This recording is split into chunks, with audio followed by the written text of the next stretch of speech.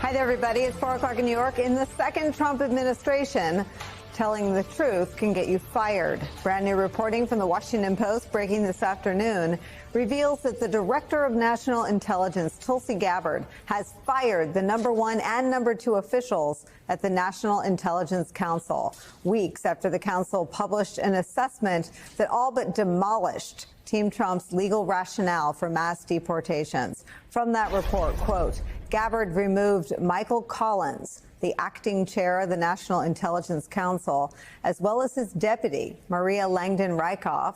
That's according to a spokesperson for Gabbard's office. The firings took place 1 week after the Office of the Director of National Intelligence released a partially declassified intelligence assessment dated April 7th and produced by the National Intelligence Council. That assessment found that the Venezuelan government is most likely not directing the activities of the gang known as Tren de Aragua or facilitating its operations in the U.S.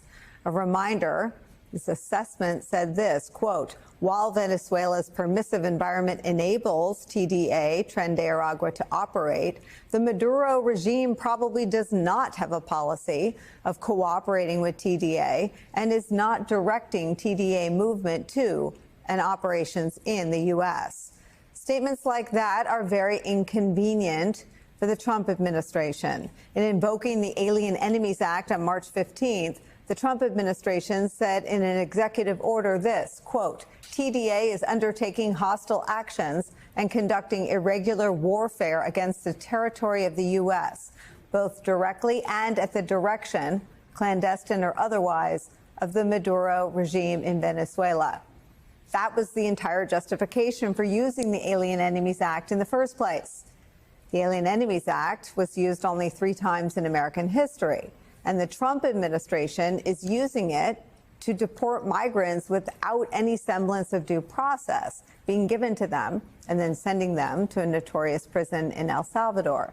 With their justification for using the AEA, Alien Enemies Act, blown to smithereens by their own government, the Trump administration, instead of backing down on the deportations, has instead started a crackdown on the fact finders and the truth tellers in their own intelligence community.